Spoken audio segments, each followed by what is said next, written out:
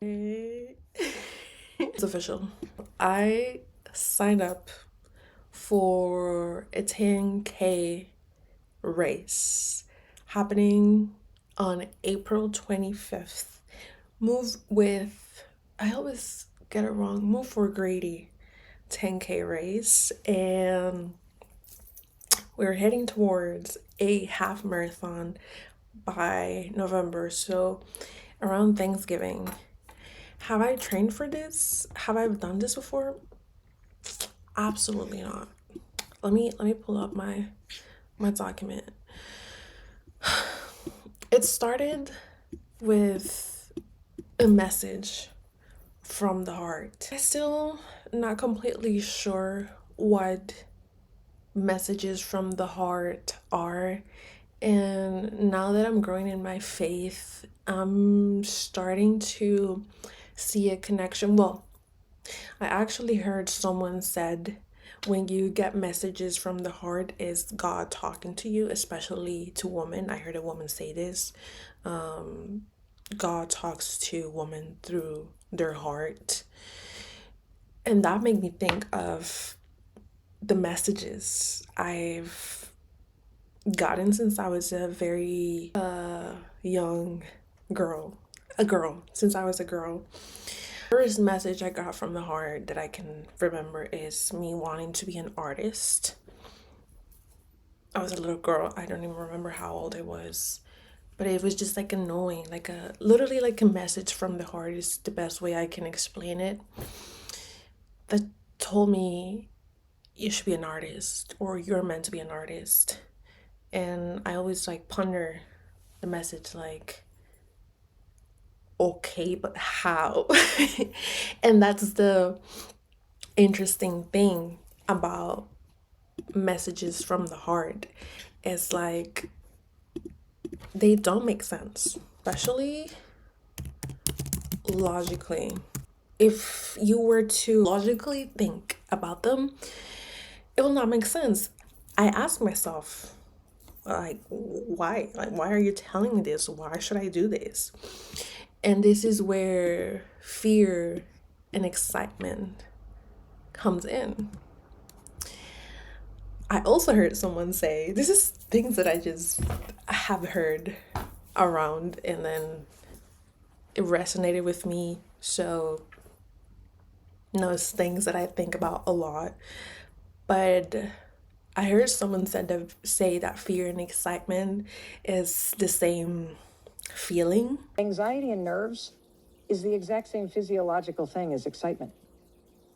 Butterflies in the stomach, you get them both times. Sweaty armpits. Is the same essence, and you can choose. Like the feeling that you get from fear and excitement in your body is the same. And it's for you to choose which one do you want to, how do you want to label that feeling? Do you want to label it as fear, or do you want to label it as excitement? It's up to you to choose. And so usually with messages from the heart, I either feel one of those two. I either feel fear or I feel excitement. And the same thing happened with running, signing up for an actual race. It was like, what? Though it was just an internal knowing. Okay, I'm listening and I know I should do this. I just don't know. First of all, why? Like, why should I sign up for a race when I've never done it before and I'm not even thinking? Like, it was not in my 2026 resolution cards to do this. All of a sudden, by the end of the year, by the end of 2025, I was like, I got the message of, hey, maybe you should sign up for a race. Why not? And I was like, okay, cool, but I'm not ready. I started running maybe I think like 2 years ago now. And again, it was like an eternal knowing of what if you do this? Something that I told myself I was never going to do. I grew up hating running, and then out of a sudden I had like a message, an internal knowing of, well, what if you go and try it? And then I was like, okay. I started like literally running 5 minute intervals, and then eventually 10 minutes, and then 20 minutes, and then now I run for 30 minutes, which is like 3 miles for me right now. And so, even though I was not ready, I I made myself ready. I I chose to be ready. I think this is something you need, or you should choose if you ever want to accomplish something in your life, especially if you are walking in faith, if you are walking in purpose.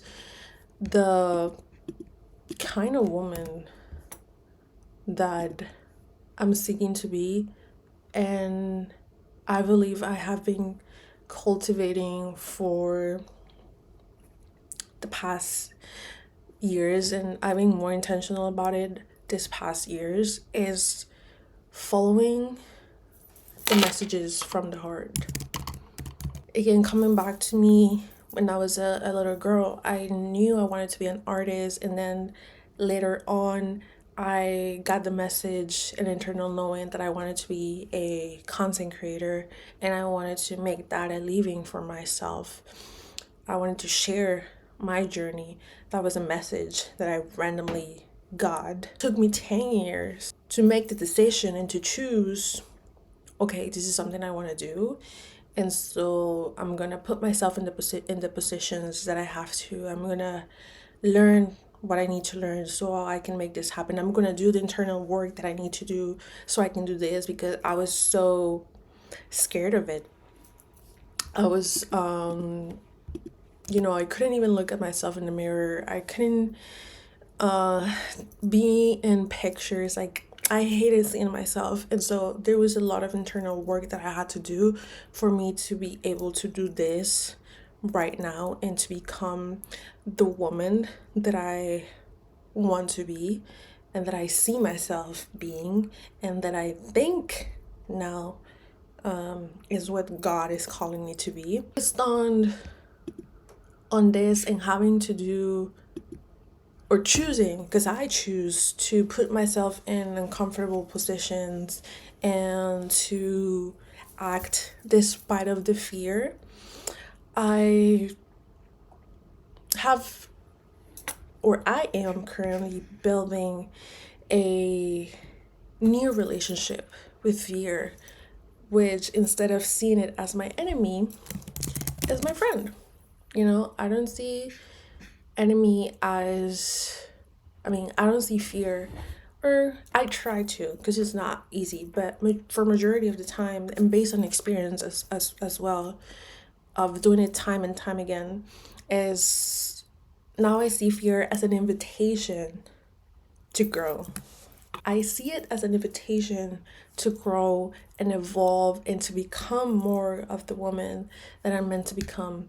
Because on the other side of fear is growth. On the other side of fear, there's growth, there is transformation, there is your dream life. And multiple experiences that I can think of in which I have experienced fear, and I've decided to act and punch past the fear.